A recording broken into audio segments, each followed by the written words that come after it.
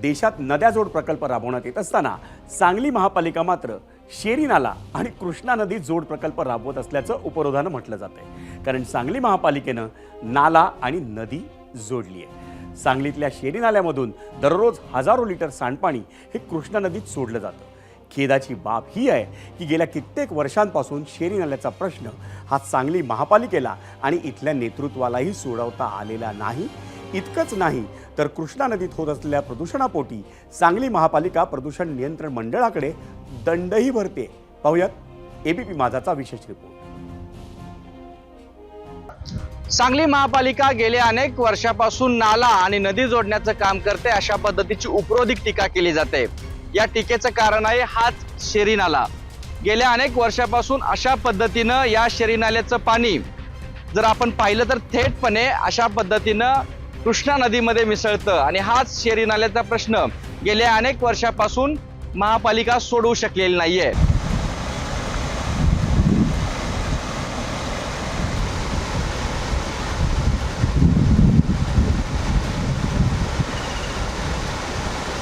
सांगली महापालिकेनं तब्बल 40 कोटी रुपये खर्चून शेरी नाला शुद्धीकरण योजना राबवली खरी, पण ही योजना अजूनही पूर्ण क्षमतेनं सुरू झालेली नाही।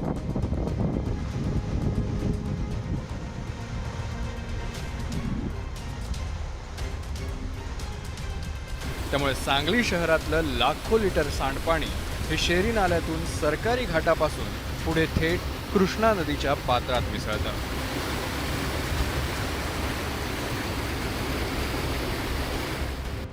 सांगली महापालिका क्षेत्रातला हा सर्वात गंभीर प्रश्न गेल्या अनेक वर्षांपासून प्रलंबित आहे। त्यामुळे कृष्णा नदीचं प्रदूषण सुरूच आहे। हे दुष्टचक्र थांबणार तरी कधी, असा प्रश्न आता सांगलीकर विचारतायत।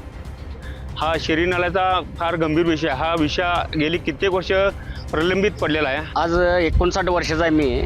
59 वर्ष झालं हे शेरी नाल्याचा प्रश्न प्रत्येक आमदार म्हणतात, मंत्री म्हणतात सोडवतो, आज तागायत सोडवलेलं नाही आहे। आणि जे काही इथं खर्च होतोय ते वाया खर्च जातोय। मी तर सकाळी सांगली आपल्या कृष्णमाई घाटावर स्विमिंगला येतो। तिथं आल्यानंतर हा सगळा शेरी नाल्याचा दूषित भाग सगळा पाहून इथं ज्यावेळी स्विमिंग करतो मी, त्यावेळी पोहणे आंघोळ करतो, त्यावेळी ह्या घाण पाण्याचं शरीरावर त्वचेवर दुष्परिणाम निर्माण होतात।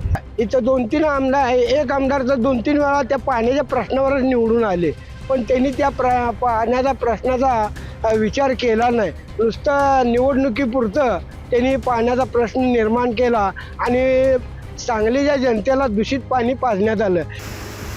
कुपवाडच्या सावळी हद्दीपासून वाहणाऱ्या शेरी नाल्यातून दररोज शेकडो लिटर सांडपाणी कृष्णा नदीत मिसळत होतं। त्यामुळे राष्ट्रीय नदी कृती योजनेअंतर्गत शेरी नाला शुद्धीकरण प्रकल्प हाती घेण्यात आला।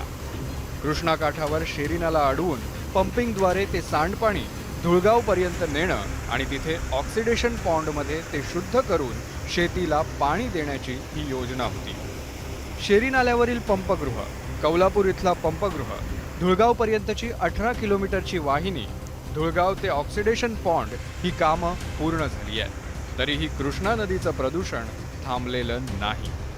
शेरी नाल्यावर पंप बंद असतात अथवा त्यात बिघाड झालेला असतो, त्यामुळे शेरी नाल्यातलं सांडपाणी थेट कृष्णा नदीत मिसळतं।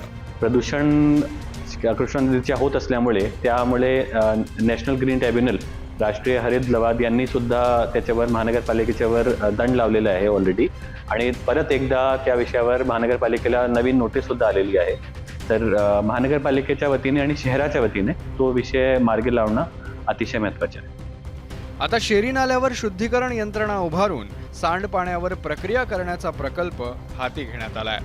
कृष्णा नदीच्या प्रदूषणाला कारणीभूत ठरणारा शेरी नाल्याचा प्रश्न कायमचा निकाली काढण्यासाठी सांगली महापालिका 94 कोटींचा प्रकल्प हाती घेणार आहे। या प्रकल्पातून जलशुद्धीकरणानं उपलब्ध होणारं पाणी शेतीसाठी देण्याची योजना आहे। 2023 मध्ये माननीय मुख्यमंत्री यांनी आश्वासन दिलं होतं की त्या शेरी नाल्यामध्ये जे प्रदूषण होत आहे आणि प्रदूषण होऊन जो पाणी कृष्णा नदीत मिश्रित होत आहे त्याला थांबण्यासाठी महानगरपालिका सांगली मिरज कुपवाड महानगरपालिकेच्या वतीने जो प्रकल्प तयार करण्यात येईल त्याची 100% निधी राज्य शासनाकडनं देण्यात येईल। त्याप्रमाणे सांगली मिरज कुपवाड शहर महानगरपालिकेच्या वतीने तसा एक प्रस्ताव 94 कोटीचा तब्बल तयार करून DMA ऑफिसच्या मार्फत पॉझिटिव्हली रेकमेंड करून आता प्रधान सचिव 2 नगर विकास विभाग यांच्याकडे पाठवण्यात आलेला आहे.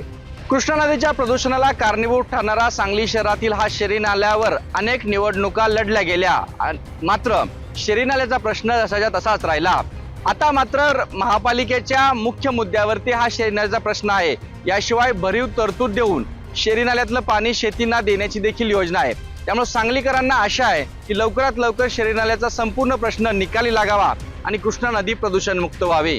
कॅमेरा पर्सन योगेश सोबत कुलदीप माने, ABP माझा, सांगली. ABP माझा, उघडा डोळे बघा नीट.